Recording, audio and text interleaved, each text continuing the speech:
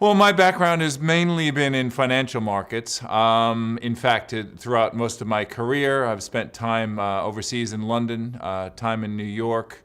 I have worked for money managers. I have worked for Wall Street firms, banks.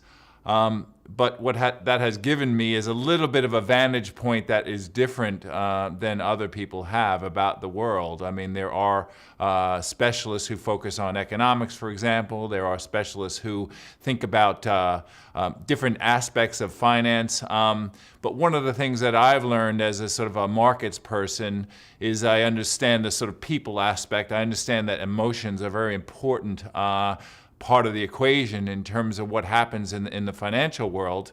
And from my perspective, I think having been here, having been elsewhere, it opens you up to different ways of thinking, how different individuals and different cultures respond. And I think it forces you to look beneath the veneer in some respects. And that has given me, I think, some advantages as an observer, which I guess I used as a sort of platform for some of the books that I've written.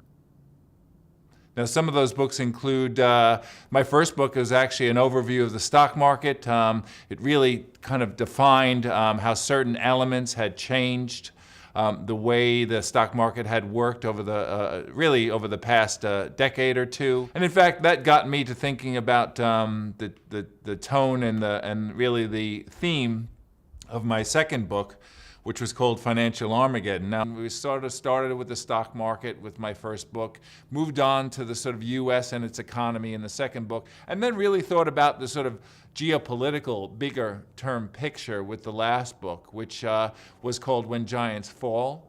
That came out in February of 2009. So that's a little bit about my background. 3 books, a long time experience sort of interacting with and observing markets and economics and financial circumstances and how people react to, for example, incentives and how people act when confronted with choices.